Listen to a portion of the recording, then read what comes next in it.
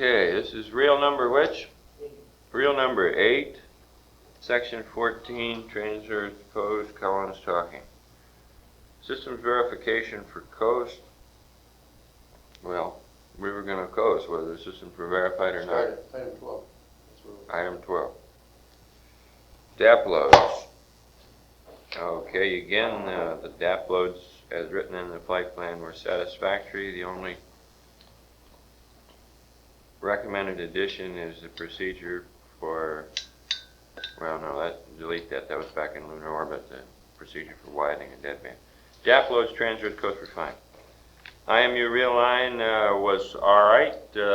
I could, throughout the flight, I was able to get satisfactory IMU alignment during the PTC at 0.3 of a degree per second. This is a fairly fast rate, and it feels uncomfortable. You have to go to resolved in medium, and you have the feeling that you're just lucky to click the star as it passes through the center of the reticle pattern. It's not really possible to smoothly track and hold the star in the center and make a very precise mark. However, the star angle differences came out usually 4 balls 1, so I guess that the accuracy is well within the limits that you'd call satisfactory.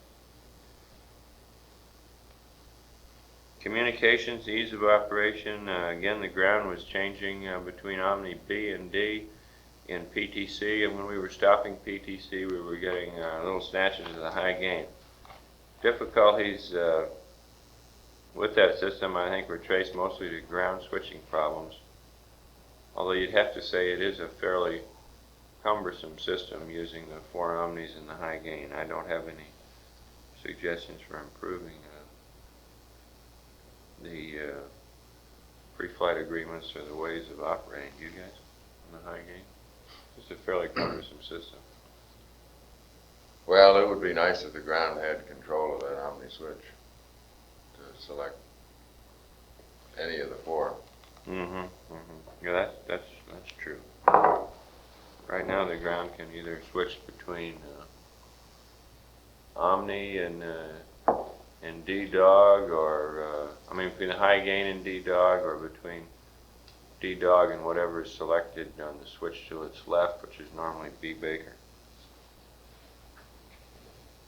Battery venting and waste dumps were all normal, just as they were on the way out.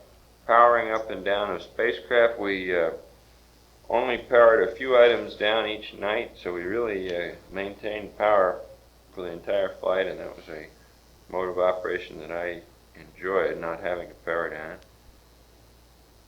Television, we made a goof on our last television show, and that is we left the circuit breaker on panel 225 or 226. Just a second, I'll get the circuit breaker. The circuit breaker, which allows the television system to be checked out on board, i.e. it allows the monitor to be operable without transmitting, was inadvertently left out after the last TV show. And consequently, we lost a lot of the re-entry data. It's the one on 225 called S-band FM transmitter, data storage equipment, flight bus. And of course, the entry checklist didn't have in it to check that circuit breaker in, because the people who wrote the entry checklist had no idea that it would be out because of a television program hours prior, and I guess probably the TV checklist doesn't mention it either, best as I can recall. So I was kind of disappointed in the ground not catching that. It seemed to me that they might want to make some check out of the tape, since they had control over it before entry, or since we called out to them that the we talkback stayed barber pole and didn't go gray. We lost apparent control of the tape. I think we we really did lose control of the tape because the circuit breaker was out, and I believe that we and the ground both got tricked into thinking it was because we didn't have control over the tape, i.e. we hadn't gone to command reset before. But didn't you tell them once that you had gone to command reset and you still didn't have tape control? Yeah. Well, somehow that fell through the crack, that transmission. And anyway, to make a long story short, we did inadvertently leave that TV circuit breaker out, and therefore the taped re-entry data was lost. Have you heard anything about that, Lloyd, by the way?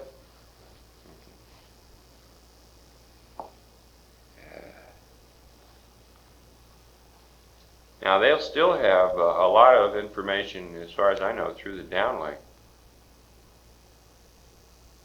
You know, computer parameters. Coast parameters and anomalies. Machine held together beautifully on the way home. I don't know of any anomalies. So we come to entry. High gain antenna tracking was as it always was. S-band performance was good. Necessity of additional IMU realignments. The IMU, of course, by this time had its compensation terms updated once or twice, and it was in good shape. I don't recall the longest period of time we went without an IMU alignment, but it was on the order of 12 hours. And at the end of this period of time, the stars were still well within the sextant field of view.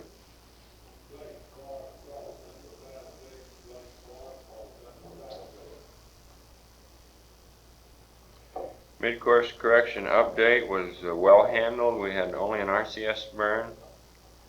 The W matrix we didn't fool with. We left it alone, and communications were normal. Pre-sleep and post-sleep checklists.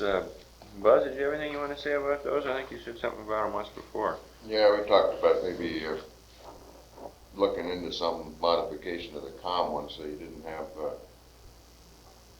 the two options available plus referring to another checklist with exceptions. I think there's some way to simplify that. Okay. Photography. We took lots of pictures on the way home, using up the remainder of our film.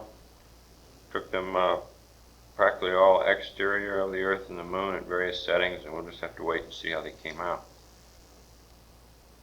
Pastime activities. I guess that means what do we do with our free time? We mostly just waited. Had plenty of time to eat, had plenty of time to get rested up. We used simultaneous sleep periods on the way home.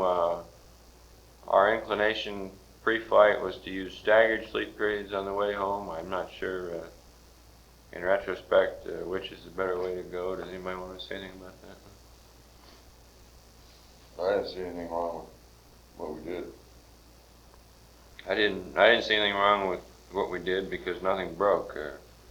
You know, had things start breaking, I'm not sure, but what we wouldn't have been better with a staggered sleep period. It's questionable. Timeline and flight plan updates. There were none that I can recall.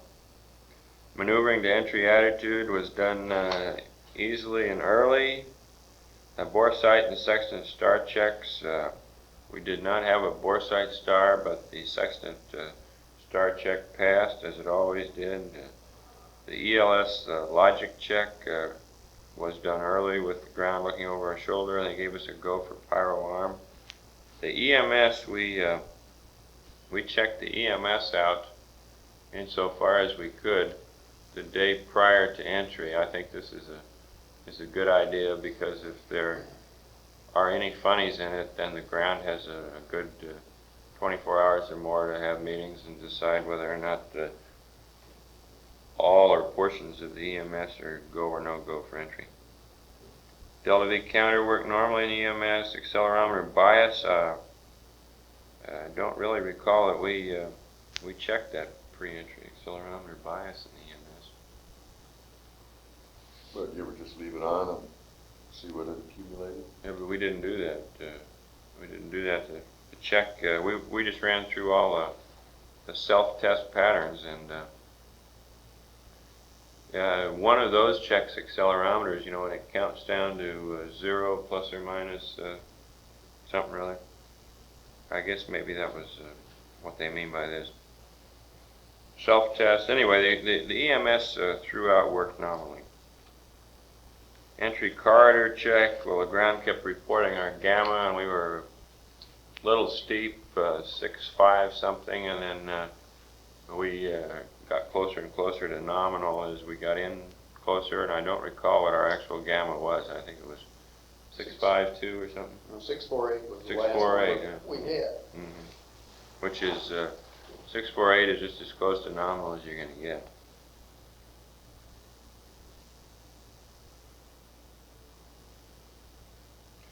Final stowage, we had a couple of items, mostly helmets, that were not according to the entry stowage plan. The helmets that were supposed to go in the food boxes, only one helmet fit in the food box, and that left us with 2 helmet bags plus 2 leva bags. And these 4 little packages we bundled up and put inside the right-hand sleep restraint and lashed down with tie-down cord, and that system worked fine. We were also, our first inclination was to put all those bags inside the hatch bag underneath the left-hand couch, and the ground objected to that because they thought that bag was not stressed sufficiently for that weight during entry, but I think you could have put 10 helmet bags inside the hatch bag and it would have been perfectly safe. That hatch bag is very strong, and it's a very handy, convenient place to stow things, and I would say to stow things of helmet weight even during entry. We ought to find out what limits North American places on that for entry. Yeah. Well, you could grab that hatch bag and pull on it with all your might, and you weren't about to pull that thing loose. And my guess would be that would be the equivalent force of 5 helmet bags seeing, gee, I don't know, 15, 20 G.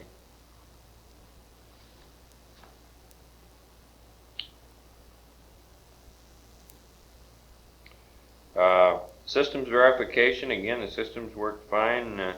Final entry preparation were done early, a good checklist. CMRCS preheat was not required.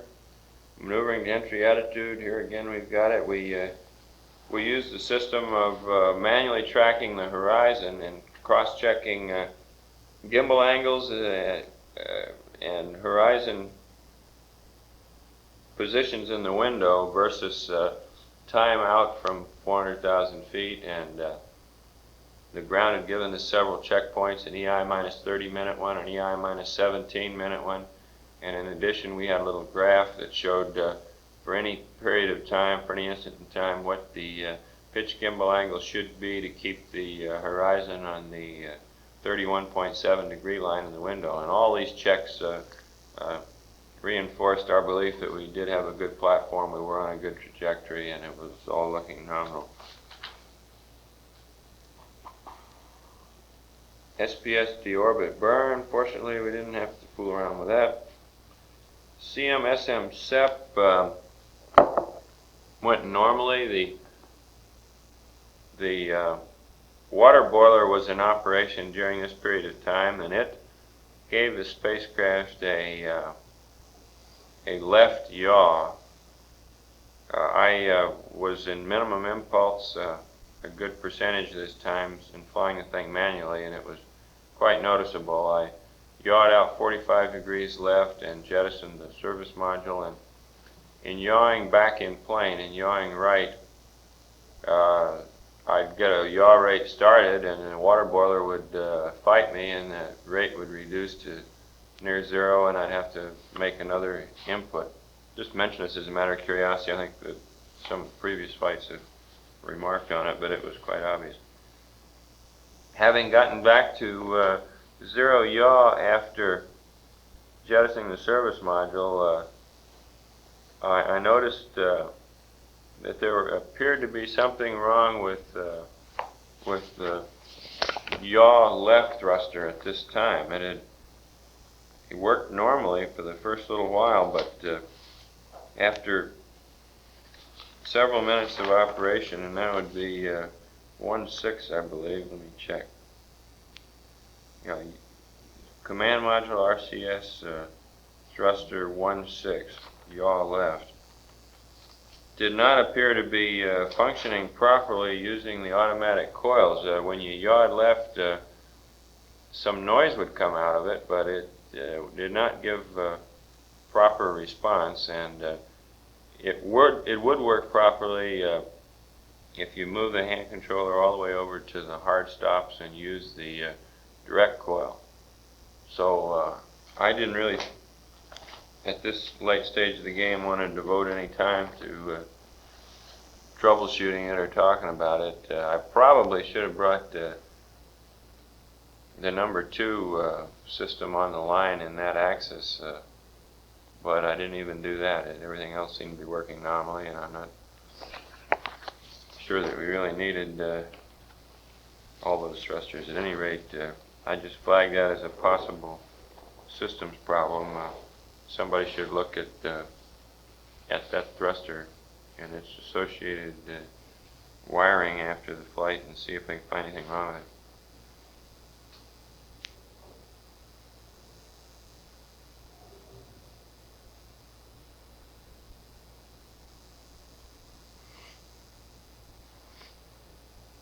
Now,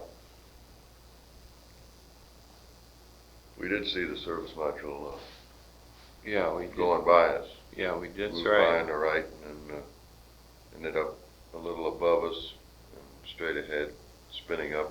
Yeah, I guess you saw it in window number 4 first, and then it came across and was visible in window number 2. And it was really spinning. The entry interface, 400,000 feet. I don't recall anything about it one way or the other.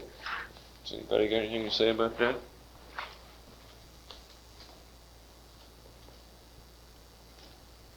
Okay.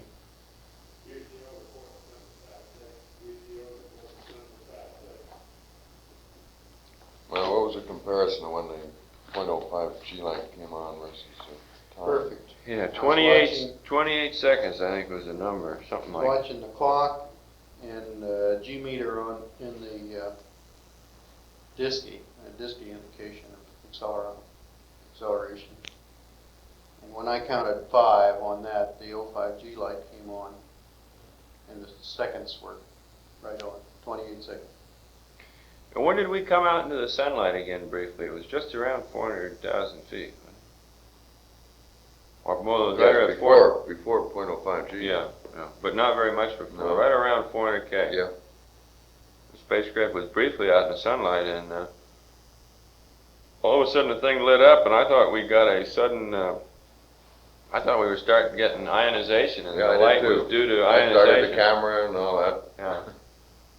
It really wasn't that. It was just a little brief period of sunshine. At point I oh, was I wasn't looking out, but I was aware of the illumination, and I thought it was just ionization too at the time.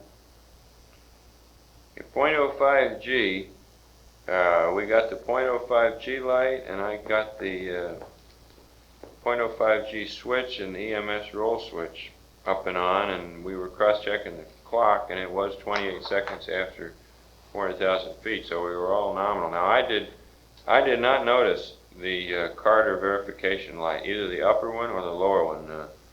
Both of them could have been on, none of them, or either one. I don't know which one of them was on. I never even saw them. I was busy at this time checking other things, like were we in fact holding the right bank angle to be lift vector up, and did the G as it began, did it agree on the EMS with the G meter? And And then I was sort of listening to Neil and what he was saying about the computer, so I never saw that card of verification line. Of course, our intent is to hold lift vector up anyway, unless we had some way off nominal entry with no communications. So we sort of do that regardless of what the card of verification light says. Re-entry parameters, Neil, you want to say anything about those? You were the DSKY man. It seems to me they were all, we might just mention prior to this about 1,500 miles. Of course, normally we're targeted for 1,180 some miles from 400K to the boat.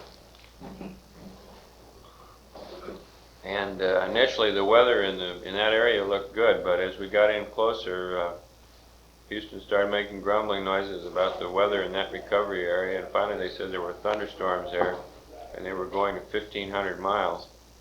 And I can recall that I wasn't very happy with that fact, because the great majority of our practice and simulator work and everything else had been done on 1187 or whatever it was target point. And further, the few times we'd fooled around with long-range targets, and this goes back to Apollo 8, the computer's performance and the ground's estimate of some of the computer parameters seem to be in disagreement. Specifically, there's a VLDL check, an exit velocity and exit drag level check that's got to be within certain bounds, and it rarely, if ever, was within those bounds. So I think when they said 1,500 miles, both Neil and I thought, oh God, we're going to end up having a big argument about whether the computer is go or no go for a 1,500 mile entry. Plus which, 1,500 miles is not nearly as compatible. It doesn't look quite the same on the EMS trace. If you had to take over from it, you'd be hard pressed to come anywhere near the boat.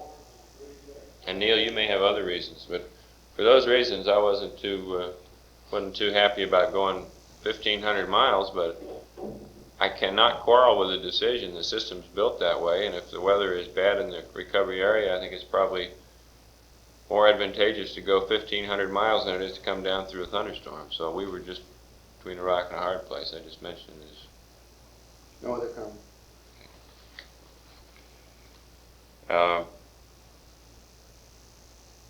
Communications blackout, I never paid the slightest bit of attention to that. They read up all the numbers. It's the sort of thing that if you have to talk to the ground, you try to talk to the ground, and if you're during the blackout, you can't do it, and if you're on either side of the blackout, you can do it. I suppose there are good reasons for trying to pinpoint it precisely, but as far as I'm concerned, just the knowledge that there is a blackout period in the middle of the entry would really suffice. I guess the ground, of course, uses it as a little more than that, in that it can give them some hack on where you are relative to the nominal trajectory. But unless you mash a mic button down constantly, I'm not sure whether that's a very close or valid check. I don't have any quarrel with the information as it's given. I just say it's of very little value to us. Ionization, we sure had ionization. Along about 0.05 Gs, we started getting all these colors coming past the windows, and Buzz took some movies and we looked at them last night. They don't really show what the human eye sees. Around the edge of the plasma trail, or whatever you want to call it, you're leaving, there are all varieties of colors, lavenders and lightish bluish greens, and little touches of violet, gradations of blues and greens mostly, and then the central core is variations on a orangey yellow theme. So it's sort of you run all the colors of the rainbow, really. The central part looks like you'd imagine a blade of material burning might look, orangey, yellowish, whitish yellow sometimes, and then it's completely surrounded by almost a rainbow of pinks and lavenders and aquas and other gradations of bluish greenish. I thought there was a surprisingly small amount of particulate material coming off. Sparks. Most of it was a glow. Out the side window, you'd see this pink with slight tinge of lavender. That's right. It didn't seem to be chunks like there were in general. That's right. There didn't seem to be any droplets or anything coming off. Small number of sparks going by. You could definitely see the flow pattern looking out the side window. You could see, you get a very good indication of the angle of attack or the direction of motion of the particles. And that didn't seem to change too much. Whenever a thruster would fire, a roll thruster, why, you could pick it up immediately as deflecting the ion wake behind you. Mm-hmm. And I'm not sure whether that was because of a roll or whether it was actually, changing the direction of lift vector.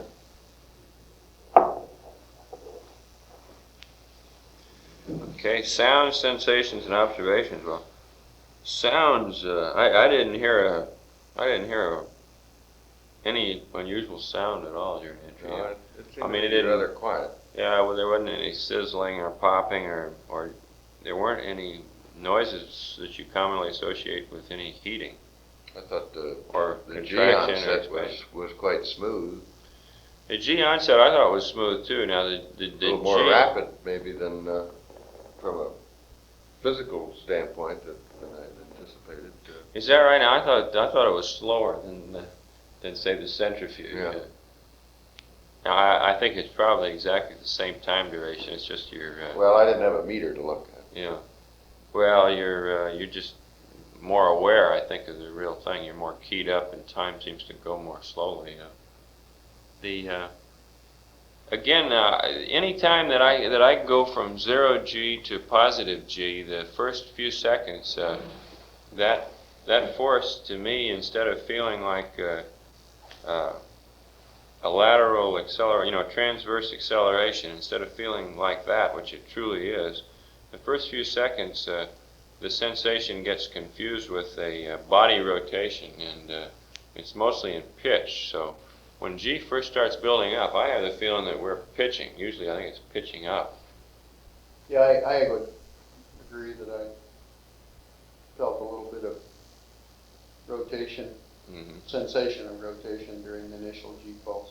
Now I don't mean It's not disorienting. No, I don't mean to make a thing out of it. It's just like It's notable. It's noticeable. It's just like, and it's just the sort of thing like flying instruments in clouds in an airplane. You look at the gauge and you believe the gauge regardless of what your other sensations tell you. And I think it's the same kind of thing here. You don't do anything. I mean, you don't try to pitch down because your senses tell you you're pitching up or anything. It's just a little peculiarity that's worth noting. And I noticed it in the TEI burn the first few seconds, and I say 2 or 3, 4 seconds maybe. And I noticed it here during the first 5, 6, 7 seconds. That I time didn't frame. notice it in TE. I only noticed the very first phase of entry.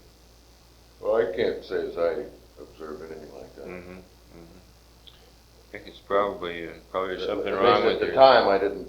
probably note something anything wrong like with that. your Must be inner something ear. wrong I that wouldn't it doesn't rotate. I wouldn't tell anybody about that. You must have discussed that with Neil. You got an ally before you said anything. Yeah, control mode. Well, we gave the spacecraft control over to the computer after we'd passed all our pitch attitude cross checks. We gave it to the computer shortly before 400,000 feet. I don't recall exactly when, but a matter of seconds before 400,000 feet. We stayed in CMC auto for the rest of the entry. The computer did its usual brilliant job of steering, and we just sort of peered over its shoulder and made sure that the spacecraft was responding to the bank angles which the computer commanded, and that those bank angles made sense in light of what we saw on the EMS and through other bits and pieces of information which we had. And the EMS, the computer did not fly the EMS the same way I would have flown the EMS. Probably a good thing.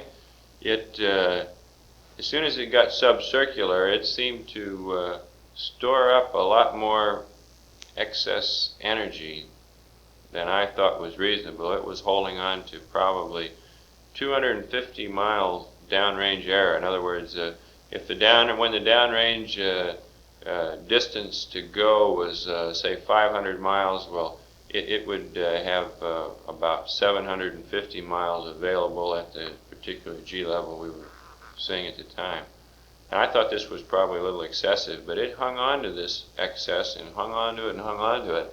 And then very, very late in the game, it decided all of a sudden to dump it, and it sort of rolled over on its back and gave us a second G pulse of 6 Gs, getting rid of that excess energy there. And after that, everything was, all the cross ranges and down ranges, everything made sense, and it was essentially on 0 error for the remainder of the run. Our first G pulse was, I think, 6.5, as nearly as you can read that thing, and the second one was 6.0. I was surprised to see as large a second G Mm-hmm. as we did. Mm-hmm.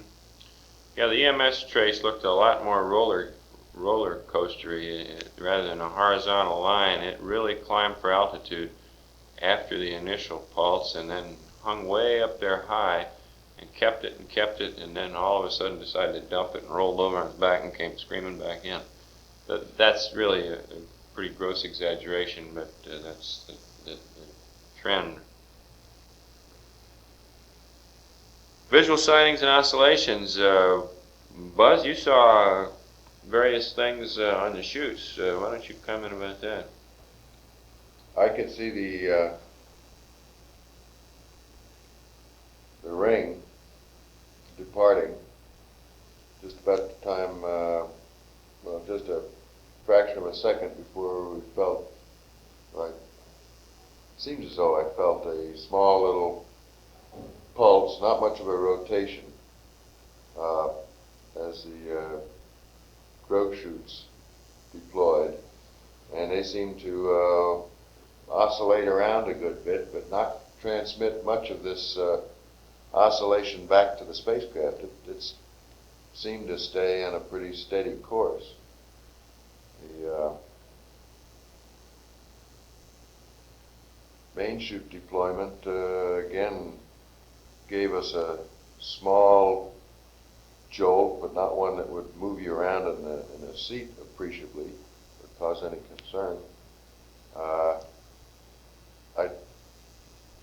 can't say as I noticed the difference between when it first deployed and when it Disreefed? dereefed. It seemed to be pretty much one continuous operation. Yeah, it seemed to me there was quite a bit of delay before it dereefed. I thought it dereefed more quickly, but all 3 chutes were out and stable and all reefed, and they kept staying that way and staying that way until just about the point where I was getting worried about were they ever going to dereef when they did. Communications, well, as soon as we got on the other side of Blackout, we heard Recovery 1 and Hawaii, well, I don't remember. The call signs were Hawaii Rescue 1 and 2 for the 2 C-130s, and Recovery 1, who was leading the recovery operations, and there were lots of people on that net. That's a busy net. Houston, as per their agreement, stayed off the air, and we pretty much stayed off the air except to speak when spoken to and to let the recovery people know that we were in good shape and that there was no hurry about their recovery operation. The ECS system in the cabin and in the suit, we of course did not have suits on. We brought the primary water boiler on the line as per the checklist, and same for the secondary. They were roughly, I think 45 minutes and 15 minutes before separation, something like that. Sound right, Buzz?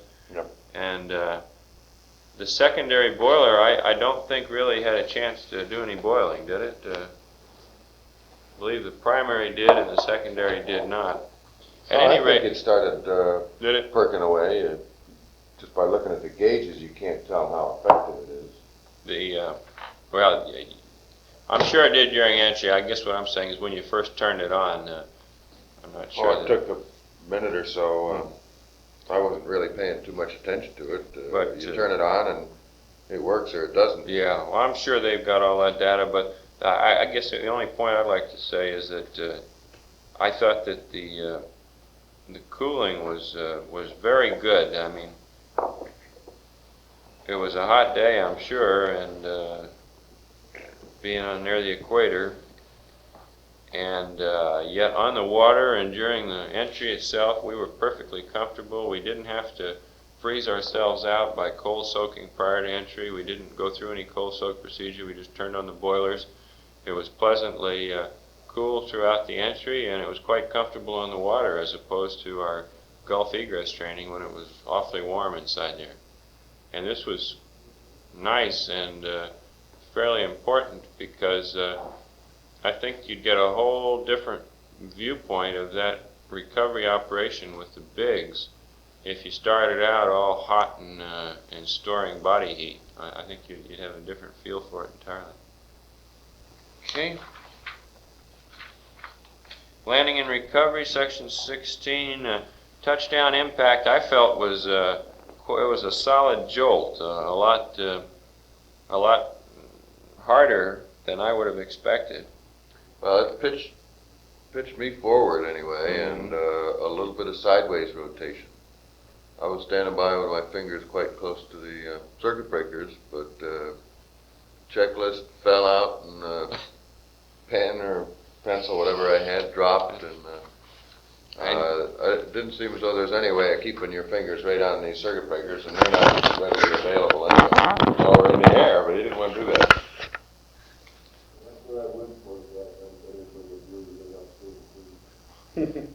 When we heard 18 knots of wind, looked pretty promising. Anyway, I think those procedures for the main chute release are well worked out, although I think it's probably about 50-50 whether you're going to go over in a stable 2 or not. Post-landing checklist worked well. The big item that was very important for us was that we not contaminate the world by leaving the post-landing vent open, and we had that underlined and circled in our procedure to close that vent valve prior to popping the circuit breakers on panel 250. And again, all I can say for follow-on crews is that they pay attention to that in their training, because all that other claptrap you can go through and muddle and screw up, and it doesn't really matter too much, but if you cut the power on panel 250 before you get the vent valve closed, then in theory the whole world gets contaminated and everybody's mad at you, so it's worth remembering those 2 steps. I have a couple things noted in the checklist. I don't think any of the flights have ever used the CMRCS preheat, and if you omit that, then you miss a switch, a circuit breaker anyway, and it's not real clear when you omit this. As you look and you say to yourself, well, now if I don't do this, what am I not doing? And I think everybody's going to end up going through the same business to see what they're missing, and it's not real clear that you're going to come back and see that circuit breaker later. You do eventually, but it's tucked away. So it seems to me that there ought to be some way that stands on its own and can be removed without it affecting any particular switch or circuit breaker change. And what I mean is that when you get ready to preheat, you push some circuit breakers in, you turn the heaters on, you wait a while. When you're through, you then pull some circuit breakers back out again. But the way the checklist is written, some of those circuit breakers stay in, and you know, they're RCS logic, and you wonder whether you ought to go through the mechanics of, you know, checking all those things off whether you heat or not. The other one, in the CMRCS activation, when we got to the point of bringing the various logic switches on, the sequence arm circuit breakers were out. And Mike called it to my attention that unless we pushed those in, we weren't going to get any RCS pressurization. And we didn't go back and research this at that particular time, but I believe that if the checklist people do that, they'll find that those should be called out. Those circuit breakers should be called out to be pushed in at that point. And during the CMRCS check, it says to go to Spacecraft Control SCS, but it doesn't tell you what mode to be in for the check, and I think you want a minimum impulse, and I think that's logical, so that ought to be called out in the checklist.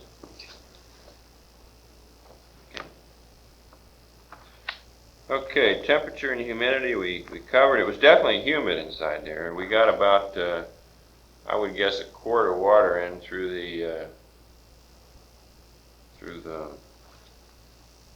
ball valve, whatever you call it, up top side, snorkel valve, air inlet valve, whatever the name of that valve is.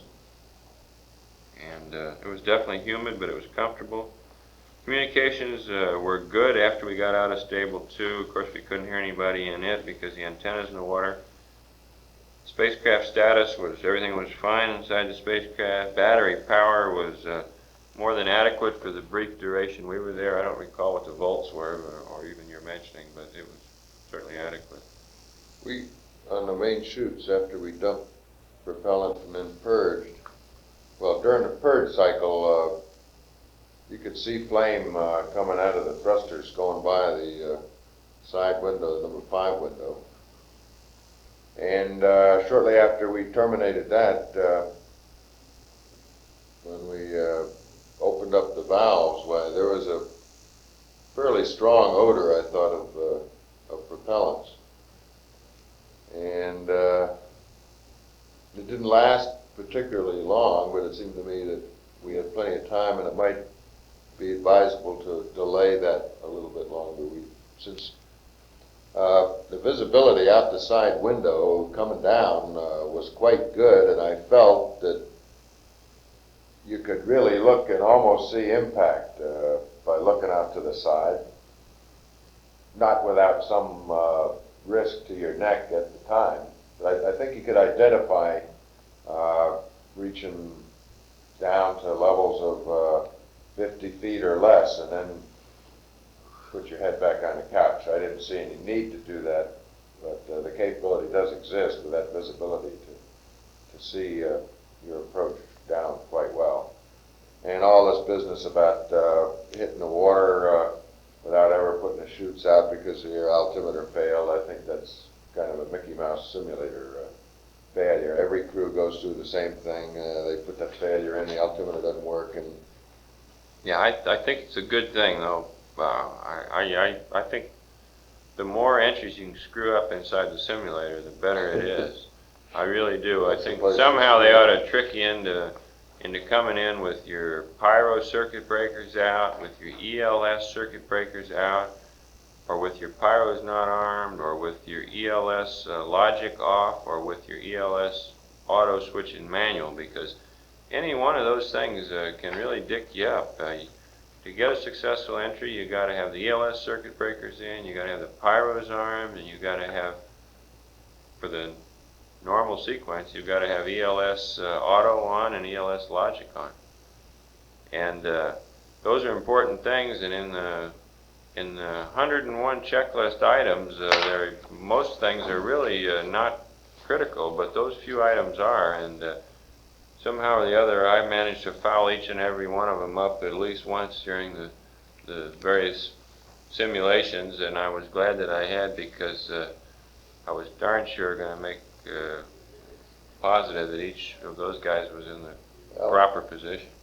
I agree with that, but I think what Buzz is saying is this lack of information about how high you are, given that you're in a lighted condition, and we were in a relatively well lighted condition during chute release time, chute deployment time,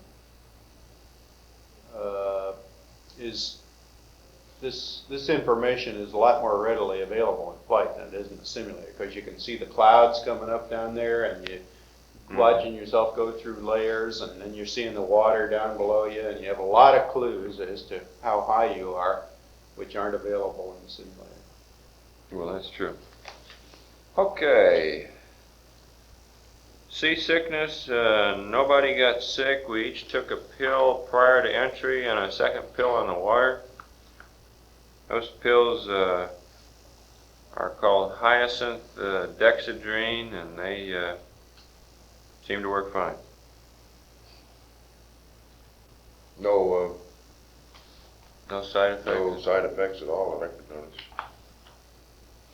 Internal temperature changes, there didn't appear to be any. The thing was comfortable in the water, and although I guess with time it probably would have warmed up a little bit, we were in it long enough to really feel any sudden changes, and there weren't any. Stable 1 or Stable 2, we were in Stable 2. The float bags worked fine. I guess that we were in Stable 2 for 4 or 5 minutes was all. That's a hard thing to guess, but Yeah, it didn't seem like it was anywhere near as long as it was on the Gulf. in the tank in the Gulf. No, I'm sure the reason is that we were bobbing around fairly well anyway, and As soon as they got almost Yeah, full, the wave action That's right. tipped it back over. That's right. Okay, initial sitting or standing, lightheadedness, dizziness, blurring, dimming of vision. I plead innocent to all those. I don't think any of the three of us had any symptoms of those sorts. None noted. Internal pressure was fine. I don't know, we used the dump valve as per the checklist, and it worked out well. Recovery operations I thought went very smoothly. The swimmer threw the bigs into us.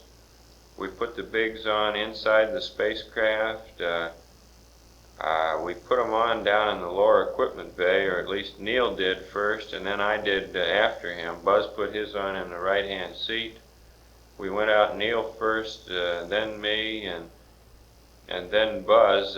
It's necessary, or at least the way we had it practiced, it was necessary for us to help one another in sealing the bigs around the head to make sure that the zipper was fully closed. We did that, and as we crossed the threshold of the hatch there, we inflated our water wings and jumped into the raft.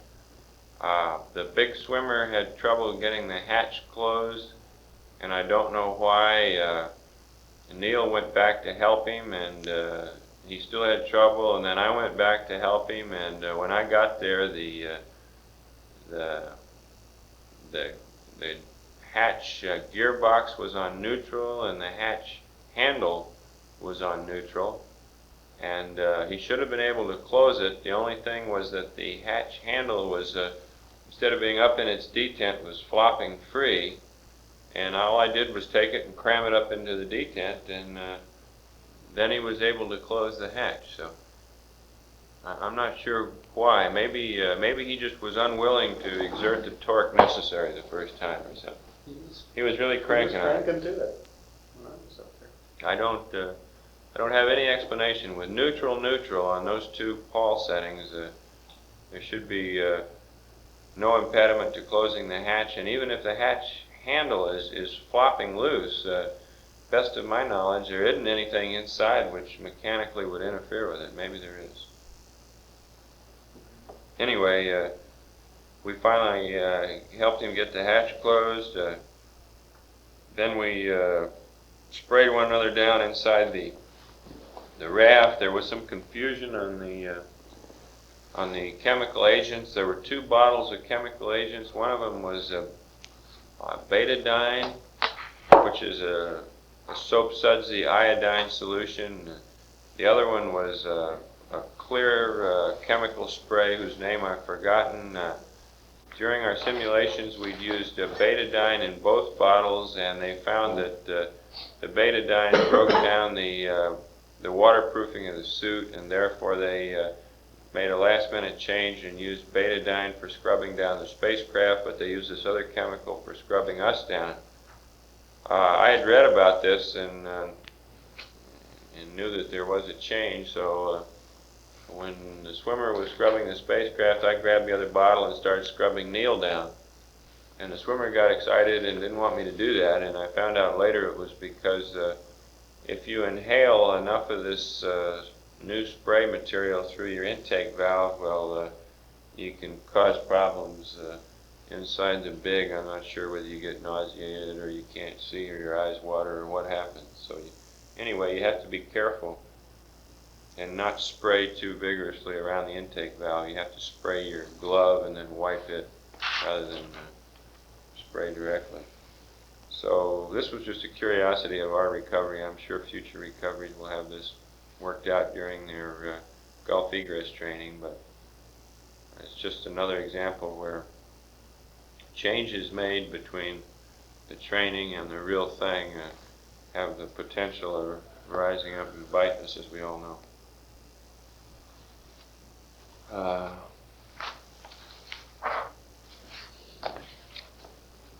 I thought the big was a fairly well-designed garment, given the couple of strikes against it to begin with. I was rather disappointed in the visibility. When we had our training exercise in the Gulf, I didn't notice as much fogging over on the inside of the visors I did on the actual recovery. I thought for a while it was on the outside, but I tried to, put my mitt down in the water. Couldn't seem to clear it at all, and I don't know where it came from, because it didn't seem to me that I was perspiring that much on the inside. I was just about to comment on the same thing. If there were any bad disadvantage to the big as they were used in this operation, it was the lack of visibility due to condensation on the inside of the visor. And it was so bad as to be nearly opaque. Mm-hmm. Now I didn't notice that. I to tell you the truth, didn't notice that it was any worse than the Gulf. And gee, I could see the helicopters clearly, and the slings being lowered, and the swimmers, and I say I could make out enough detail, for example, like to say read the face of a wristwatch or something like that. I could see fairly well. Well, you could, but you'd have to move it around to a clear spot. Yeah, maybe that's true. Maybe it may have had to do with the seal between the face and the mask. Yeah. How tight that was, as to whether or not that condensation was excessive or not. Perhaps you had a tighter seal. I think it turned out that my seal was fairly loose. So was mine. You remember you wanted to tighten my mask I up. tightened mine down. I thought mine was pretty tight so that I wasn't breathing in and out of the suit, particularly. But maybe that fact contributed to mine fogging up. No, I don't think I so, don't because know. I had a loose-fitting mask too, and I had the same problem. Well, anyhow, we got in the raft and did our decontamination bit, and they picked us up. Helicopter pilot, I thought, was real good. You put one hand or foot anywhere near that basket, though, and they start pulling. They don't sure as hell don't wait for you to get in and get all comfortable before they retract. They feel anybody pulling, it's like a fisherman. He feels a nibble on the end of that line, he starts cranking. Aboard the helicopter, I think we started storing heat really for the first time, and I became uncomfortably warm during the helicopter ride. The helicopter ride was, I think, about as short as we're going to have them during this kind of a procedure, and we debriefed the recovery people out on the ship and told them the same thing, but the only message is when you get the crew on the helicopter, everybody shouldn't sit back and breathe a sigh of relief and think that the operation is all over. They should keep moving right on out, because this is the time when the crew is really starting to get uncomfortable, and if the crew has to stay in that helicopter for, I would guess, 15 or 20 minutes longer than we did, I would guess office coming the hood on that thing. That's just a pretty wild guess. I agree. I think we were approaching the limit of how long you could expect people to stay in that garment. Just storing too much heat inside the thing.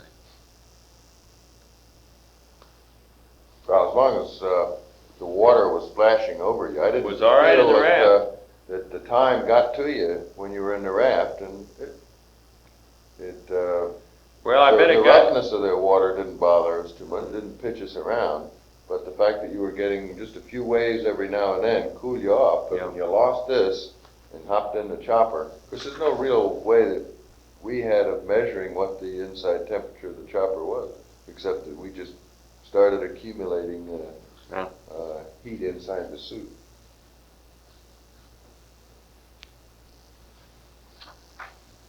Okay.